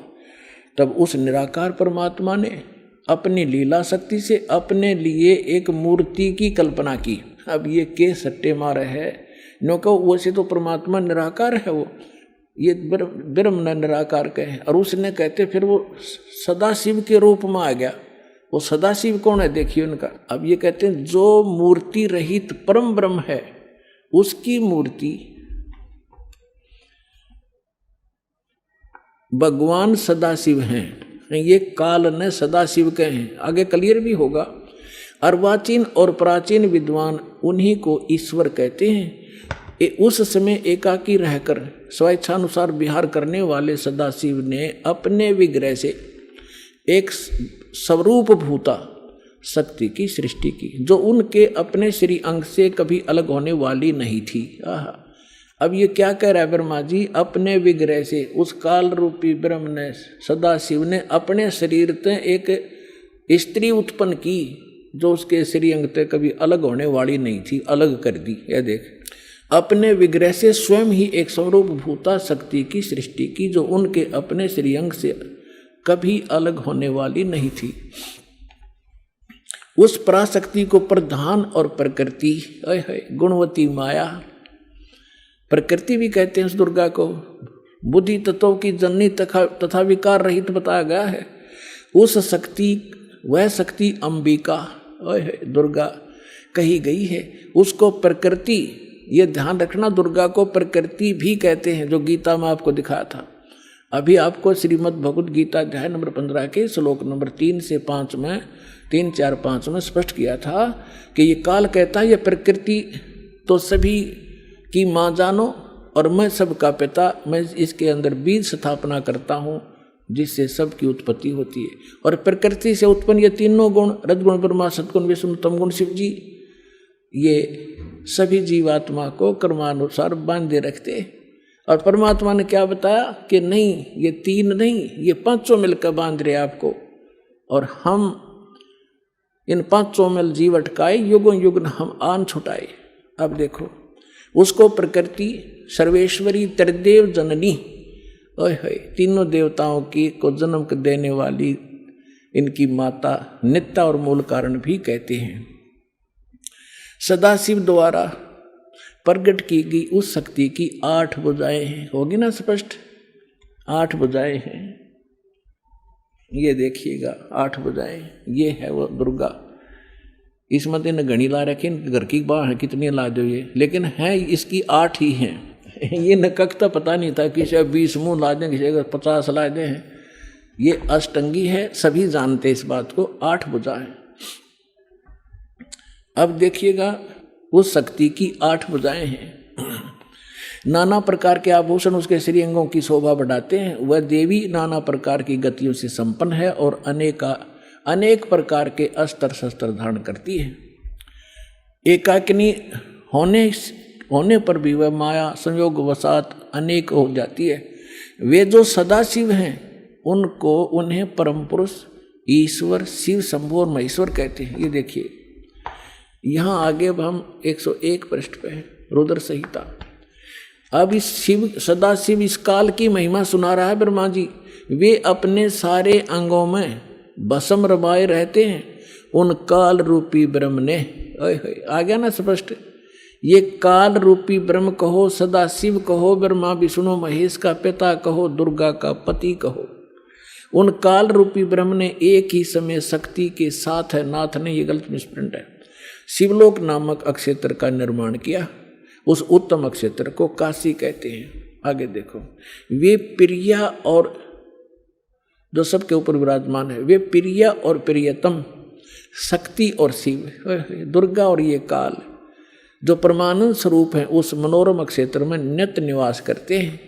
काशीपुरी परमानंद रूपणी है। मुने शिव और शिवा ने, यानी काल और दुर्गा ने प्रलय काल में भी उस क्षेत्र को अपने सानिध्य से मुक्त नहीं किया। देवर्षि ब्रह्मा जी कह रहे हैं, एक समय उस आनंद वन में रमण करते हुए शिवा और शिव के मन में यह इच्छा हुई कि किसी दूसरे पुरुष की सृष्टि करनी चाहिए। अब इन्होंने संतानों उत्पत्ति की सोची और फिर इन्होंने संतान उत्पत्ति क्रम किया। उससे 2 पुत्र तो यहाँ सिद्ध कर दिए, ब्रह्मा और विष्णु। देखिए, सृष्टि करनी चाहिए जिस पर यह सृष्टि संचालन का महान भार रखकर हम दोनों केवल काशी में रहकर इच्छा अनुसार विचरें और निर्वाण धारण करें। ऐसा निश्चय करके शक्ति सहित सर्वव्यापी परमेश्वर शिव ने अपने वाम भाग के 10वें अंग पर अमृत मल दिया। फिर तो वहाँ से एक पुरुष प्रकट हुआ। अब देख, इनकी अकल देखो ब्रह्मा की। अब शक्ति और शिव, उस दुर्गा की क्या जरूरत थी? अपने साथा पर के में मसला होता हो, ये मारे बकवाद में, मतलब कि ये देखो। अब क्या वहाँ से एक पुरुष प्रकट हुआ, उसका नाम के धरा देखो। शिव ने कहा, वत्स बेटा, व्यापक होने के कारण तुम्हारा विष्णु नाम विख्यात हुआ। अब यहाँ ये 6ठा अध्याय समाप्त हुआ। अब 7वें में क्या कहा? ब्रह्मा जी कहते हैं, देवर से जैसे विष्णु की उत्पत्ति करी दुर्गा और काल ने मिलकर, तत्पश्चात कल्याणकारी परमेश्वर सांब सदाशिव ने, उस काल रूपी ब्रह्म ने पूर्ववत प्रयत्न करके मुझे अपने दाहिने अंग से उत्पन्न किया। अब पुण्यात्मा, अब यहाँ ब्रह्मा और विष्णु की तो उत्पत्ति बता दी, यहाँ विचलित हो गया ये शिव पुराण का अनुवाद करता, इसने यहाँ गोल मोड़ कर दिया। लेकिन कहते हैं, चोर चुरावे तोमड़ी और गाड्डे पानी में, वो गाड्डे हुआ ऊपर आओ, सच्चाई छनी ना। कहाँ तक छुपाएंगे? अब दिखाता हूँ आपको, कल भी दिखाया था, आज फिर दिखाऊंगा। क्योंकि पुण्यात्माओं, एक सिलेबस होता है क्लास का, बच्चे रह कर टीचर उनको बार बार रिवाइज कराते हैं, उसका रिपीटेशन करवाते हैं, आवर्ती कराते हैं, जब जाकर वो बच्चे उससे परिचित होते हैं। तो दास एक टीचर है, आप विद्यार्थी हैं, सौभाग्य आपका, आपके इसमें प्रवेश पा लिया, तो इसको सफल करो। हम एक रोजी रोटी के लिए और 20 वर्ष तक बच्चों को पढ़ाते हैं, जब हो सकता किसी को मिले रोटी रोजगार ना मिले, बाकी हम फिर भी उसमें लगाए रहते हैं। और ये तो एक अनमोल वस्तु, इस भक्ति और इस इस कमाई का तो ये तो निष्फल जा ही नहीं सकती। तो इसलिए आप इसमें एक विशेष रुचि लो। अब देखिएगा, यही शिव पुराण, इसमें है एक विद्वेश्वर संहिता, थोड़ी सी झलक दूंगा, बस ज्यादा समय नहीं लूंगा। एक समय ब्रह्मा और विष्णु की लड़ाई होगी, झगड़ा, युद्ध। ब्रह्मा कह रहा था मैं तेरा बाप, विष्णु बोला मैं तेरा बाप। इसी बात पर इनका युद्ध हो गया, लंबी कहानी है। तो इस काल ने सोचा ये लड़के मर जाएंगे, इनके बीच में एक लिंग खड़ा कर दिया, सफेद तेजों में पिलर, बहुत लंबा चौड़ा। ये युद्ध भूल गए आपस में, उसका और छोर खोजने में लग गए। लंबी कहानी है। फिर यूं आ गया अपने पुत्र सदाशिव का रूप धारण करके। इसने प्रतिज्ञा कर रखी है मैं अपने यथार्थ रूप में कभी किसी के सामने नहीं आऊंगा। तो ये किसी को विष्णु रूप में दर्शन देता है, ये किसी को शिव रूप में, किसी को ब्रह्मा रूप में। तो वहां ये शिव रूप धारण करके आ गया। अब देखिए विद्वेश्वर संहिता, और ये है संक्षिप्त शिव पुराण 24वां पृष्ठ। यहाँ इन दोनों का झगड़ा हो रहा था, बीच में इसने ये सतम खड़ा कर दिया। अब यहाँ आ जाते हैं। ब्रह्मा और विष्णु ने पूछा प्रभु इस ज्योत निरंजन काल से, सदाशिव से, सृष्टि आदि 5 कर्तों के लक्षण क्या है, यह हम दोनों को बताइए। भगवान शिव बोले, ये काल रूपी ब्रह्म बोला, मेरे कर्तों को जानना अत्यंत गहन है, तथापि मैं कृपा पूर्वक तुम्हें उनके विषय में बता रहा हूं। आगे चलेंगे। अब हम आगे 26 पृष्ठ पे। इसने कहा कि पुत्रों, अब हो गया ना इनका बाप ब्रह्मा विष्णु महेश का पिता है ये। पुत्रों, तुम दोनों ने, ब्रह्मा और विष्णु ने तपस्या करके प्रसन्न हुए मुझ परमेश्वर से सृष्टि और सतिथि नामक 2 कृत प्राप्त किए। ये दोनों तुम्हें बहुत प्रिय। इसी प्रकार मेरी विभूति स्वरूप मेरे जैसी शकल के रुद्र और महेश्वर ने, युने है, 2 अन्य उत्तम कृत संहार और त्रोभाव मुझसे प्राप्त किए हैं। ये 5वां कौन है? ये 4 तो ब्रह्मा विष्णु महेश और रुद्र हो गए।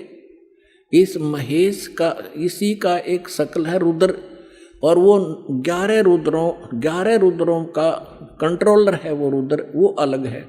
और ये ब्रह्मा विष्णु महेश ये अलग है। तो ये 5वां जो बोल रहा है यू है काल दुर्गा का पति। अब हमने यहां से इतना ही लेना था। अब आपको जो दास ने अभी दिखाया था, ये पहले दास ने परमात्मा के द्वारा बताई सृष्टि रचना सुनाई, और अब इन सदग्रंथों में प्रमाणित हो रही है।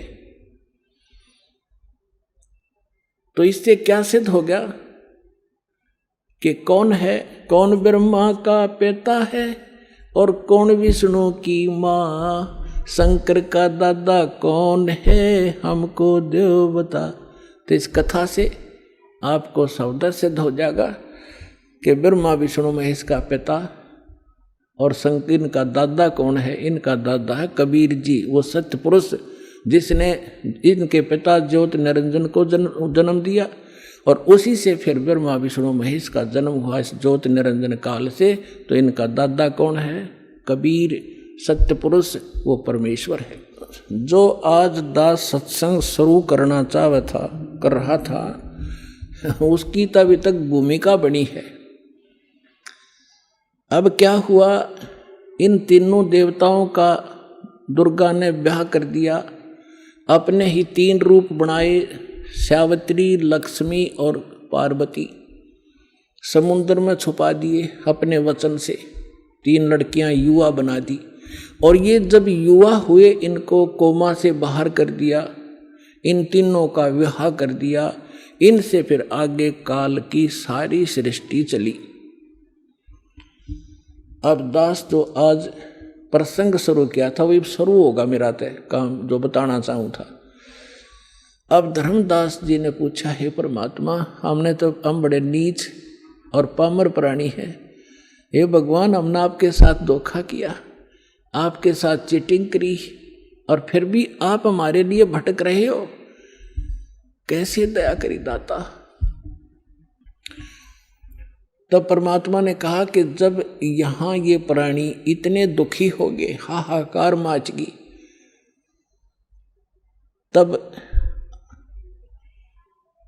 क्योंकि उस समय तक परमात्मा ये बताना चाहते थे, क्योंकि परमेश्वर ने कहा कि उस समय जब यह हाहाकार माची धर्मदास मैं अपने पुत्र जोगजीत का रूप बना के, जिस पुत्र के रूप बना के इनको निकाला था उसी का रूप बना के मैं वहाँ खड़ा हो गया जहाँ 1,00,000 मानव शरीरधारी प्राणी स्त्री और पुरुष वहाँ भूनने जा रहे थे तपस्या, और चटक पटक जीव करे थे, उन चटक पटक के पड़े थे, बुरा हाल हो रहा था। तो वहाँ मेरे जाने से सभी जीवों की वो तपत तो खत्म होगी। वह टुकड़ी, वह तपस्या ऐसे की ऐसी जल रही थी, लेकिन मेरी रजा से उनको आंच नहीं लगे थी। सभी बैठ के या तो रो रहे थे, फिर सामने देखा, मुझे देखकर कहा कि हे भगवान, हम यहाँ कौन से पाप का कर्म भोग रहे हैं, दुख भोग रहे हैं, क्योंकि सबको ये मालूम है अपने किए का कर्म भोगना पड़ता है। तो परमात्मा ने कहा, भाई ये जो तपस्या पर दुख है ना, ये यहाँ का नहीं, ये सतलोक में तुमने गलती करी थी, वो दंड है। तब सारी सृष्टि रचना सुनाई। तो वहां तो सारे दुखी थे, सबको मालूम था, ना कोई बेटा साथ था, ना बेटी साथ थी, ना कोई संपत्ति साथ थी, ना कोई रिश्तेदार साथ था, अकेले भुन रहे थे, पिट रहे थे वहां पर। तो वहां सभी ने स्वीकार किया जो मालिक बता रहे थे, और कहा, हे भगवान, हमें छुटवा लो काल अन्यायी से। परमात्मा बोले, ऐसे नहीं। अब यहां परमात्मा ने कहा कि जोर करूं तो मेरा वचन नसाई, जब तुम जाए धरो जग नर देहा, तब तुम करना मम सत सबद स्नेहा। जब तुम संसार में जाओ, मनुष्य शरीर प्राप्त हो, और मेरा कोई दास इस सच्चे ज्ञान को और सत्य नाम को सुना रहा हो, बता रहा हो, तब उसकी शरण में चले जाना, तब तुम्हारा मोक्ष होगा, ना तो नहीं हो सकता। तब उन्होंने कहा कि हे परमात्मा, अब का जन्म मनुष्य का हो गया, पूर्ण संत खोजेंगे और आपकी शरण, आपकी भक्ति करा करेंगे, और पूजा हम करेंगे नहीं। यहाँ तो ये फिर तीनों गुण इनको परमित कर देते, इनको ज्ञान नहीं, कहाँ थे, कौन जन्मे थे, ऐसा जुल्म कर रखा हमारे साथ। तो फिर क्या हुआ, परमात्मा ने कहा कि वहाँ वो ऋषि में, ऋषि भी वहीं भुन रहे थे, भुनने जा रहे थे, जो यहाँ मंडलेश्वर पाक रहे थे। तब परमात्मा ने कहा, तुम निराकार बताते हो इस काल को, ज्योत निरंजन को, अभी आएगा तुम्हें खाने के लिए। देखो वो आ गया सामने, वो साकार है, नर आकार है, ओछा माथा उसका 2 उंगल का, और ऊंचा ऊंचा स्वर्ण भयंकर सा चेहरा से देव आ रहा सामने। परमात्मा बोला, अब तुम जाओ यहाँ से। परमात्मा ने उन सभी को वहाँ से उड़ा दिया। वो आगे अपने कर्माधार से, जहाँ पर किसी ने पशु बनना था, पक्षी बनना था, धर्मराज से लेखा कर वो आगे चले गए।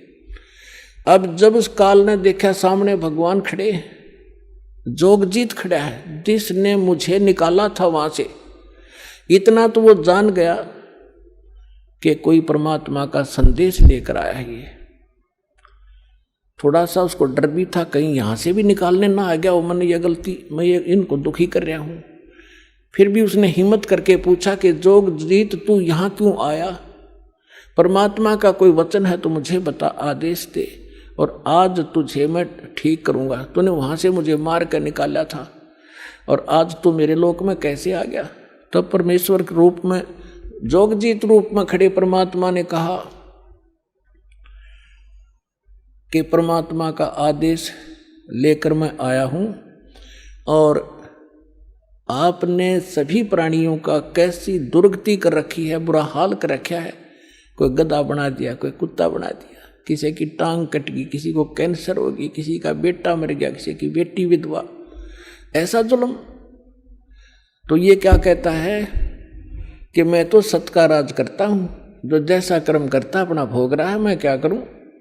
और इसने अपना एजेंट छोड़ रखा मन, आत्मा के साथ, ये सारे उल्टे काम करावे और आत्मा के सिर दर दे कि यू इसने कराया। तो परमात्मा ने कहा कि जो निरंजन, अब मैं किस लिए आया हूँ ये और बता दूं। हाँ बता दे। मैं नीचे जाऊंगा और तेरी पोल पाड़ूंगा और बताऊंगा ये भगवान नहीं है, ये काल है, ये तुम्हारा दुश्मन है, तुम्हें अपने आहार के लिए रोके हुए है, तुमसे ही बच्चे पैदा करवाता है, ये खुद खाता है। जैसे कसाई बकरे पाला करता है, नर और मादा बकरे छोड़ देता है, वो उत्पत्ति करते हैं अपनी ममता में और विषय वासनावश होकर, और खाता कसाई है। तो ऐसा है, ये जाकर बताऊंगा। अपनात्माओं, इस बात ने सुनकर भयंकर हो गया काल। और परमात्मा कहते, धर्मदास मेरे ऊपर ऐसे टूट के पड़ा जैसे अब मार देगा मैंने। और पुण्यात्मा, यहाँ परमात्मा हमें सतर्क करते, हमें याद दिलाना चाहते, कभी भी कोई आपत्ति आवे, आपको जो मंत्र प्राप्त हो, प्रथम हो प्रथम और द्वितीय हो द्वितीय और तीनों मिल रहे हो, तो सार नाम का सिमरण करें। ऐसी किसी प्रकार की आपदा हो, एक बार जरूर सिमरण याद कर लेना। तो कहा कि मैंने सतनाम का सुमन शुरू किया सांस उश्वास से। तो उसी समय ये काल या तो मुझे मारने के लिए झपटा था, ऐसे गिर गया जैसे पक्षी की पांख कट जाया करे और पड़ा पड़ा तड़प रहा है। ऐसा डर गया कि वहां से भाग के पाताल में गिर गया। तो इसको पाताल से लिया निकाल के मैं और कहा चल ऊपर। तब ये घबरा गया घना, मेरे पैर पकड़ लिए और कहा कोई बात नहीं, आप बेशक नीचे चले जाना, लेकिन एक अर्ज है मेरी, 3 युगों में जीव कम ले जाना और चौथे युग में कितने जीव ले जाना। तो परमात्मा ने कहा ठीक है। और दूसरा ये कहा कि मेरा ज्ञान जो माने वो हमारा, आपके ज्ञान को जो माने वो आपका, बलपूर्वक ना ले जाना। तो परमात्मा ने कहा ठीक है तथास्तु। जब सारे वचन भरवा लिए, फिर बदल गया गिरगिट की तरह, कहने लगा कि बेशक चले जाना जोग जी, चौथे युग में इन जीवों को इतना कंडम कर दूंगा, ये भक्ति योग नहीं रहेंगे, इनको सब उल्टी साधना पर लगा दूंगा, देवी देवता पत्थर पहाड़ों की पूजा में इनको व्यस्त कर दूंगा, और जब तुम जाओगे तुम्हारी कोई नहीं सुनेगा। परमात्मा बोले आप अपना काम करियो और हम अपना करेंगे। तब क्या कहा था परमेश्वर ने कि चौथा युग जब कलयुग आई, तब हम अपना अंश पठाई, काल बंद छूटे नर लोई, सकल सृष्टि परवानिक होई, घर घर देखो बोध विचारा, सतनाम सब ठोर उचारा, 5505 तब ये वचन मेरा होगा साचा, कलयुग बीत जावे जब एता, सभी प्राणी परम पुरुष पद चेता। तो परमात्मा ने कहा था कि चौथा युग जब कलयुग आवेगा, तब हम अपना एक दास भेजेंगे। अब वहाँ काल के सामने परमात्मा ने कहा कि हम अपना दास भेजेंगे। और कबीर वाणी चैप्टर में परमात्मा ने धर्मदास जी से, जब धर्मदास जी घने चिंतित हो गए थे कि हे परमात्मा आपने सतनाम और सारनाम गुप्त रख दिया और इसके बिना मोक्ष नहीं हो सकता, आपने मुझ किंकर के ऊपर दया करी दास पे, और 42 वंश भी पीढ़ी बख्श दी, मेरी वंश चलेगा। तो हे परमात्मा सारनाम और सतनाम बिना पार नहीं हो सकते, तो मेरे बच्चे कैसे पार होंगे? ऐसे कलेजा पकड़ कर बैठ गया। परमात्मा ने सोचा भाई ये घना दुखी हो गया। तब परमेश्वर ने कहा कि सुन ले, काल ने क्या कहा था, 12 पंथ करूं मैं साजा, नाम तुम्हारा ले करूं आवाजा, 12 पंथ नाम जो लेगी, हमरे मुख में आन समोही, जाओ जोग जीत संसारा, जीवन माने कहा तुम्हारा, जीव तुम्हारा कहा न माने, हमारी ओढ़ हो बाद बखाने। अब इतना समय नहीं रहा, मैं वो सारे प्रमाण आज नहीं दिखा पाऊंगा आपको कि 12 पंथ कौन कौन से हैं। तो 12 पंथ, 12वां पंथ गरीबदास पंथ बताया है, लिखा कबीर सागर में। तो परमात्मा ने कहा तू चिंता ना करे धर्मदास, जब 5500 वर्ष कलयुग बीत जाएगा, तब इस या बिचली पीढ़ी आवेगी, और बिचली पीढ़ी तक यो ज्ञान और तत्व ज्ञान और सतनाम सारनाम कति गुप्त रखना है, नहीं तो काल के दूतों का हाथ लग जाएगा, मेरा सारा मिशन खराब हो जाएगा। तो परमात्मा ने देखा कि यो बिल्कुल चिंतित हो गया घना।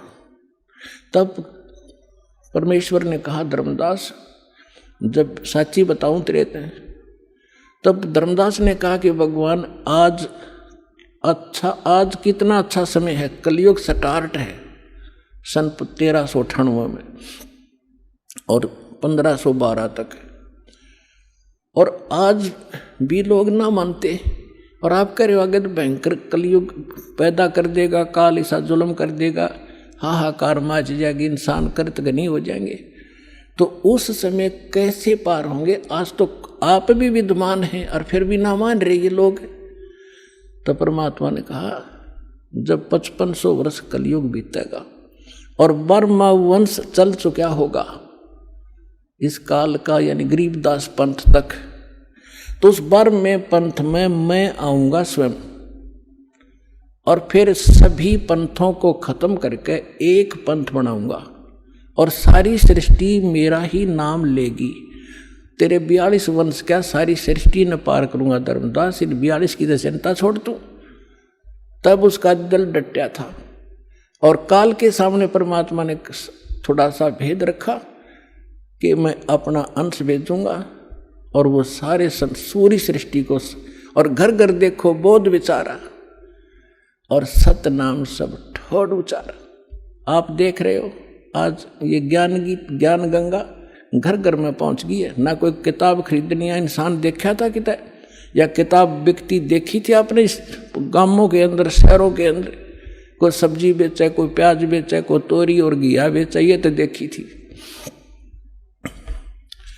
तो परमात्मा ने कहा था, घर घर देखो बोध विचारा, मेरे इस ज्ञान की चर्चा घर घर में शुरू हो जाएगी, और सारी सृष्टि नाम लेगी, और सतनाम सबको बताया जाएगा, और परमात्मा के उस परम पद की, सतलोक की सबको जानकारी होगी, पूरा विश्व व्यापार करोगे। तो वो समय आ गया है पुणात्माओं, और ये दास है वो परमात्मा का भेजा हुआ दास, और आप सभी पार हो जाओगे। बोलो सतगुरुदेव।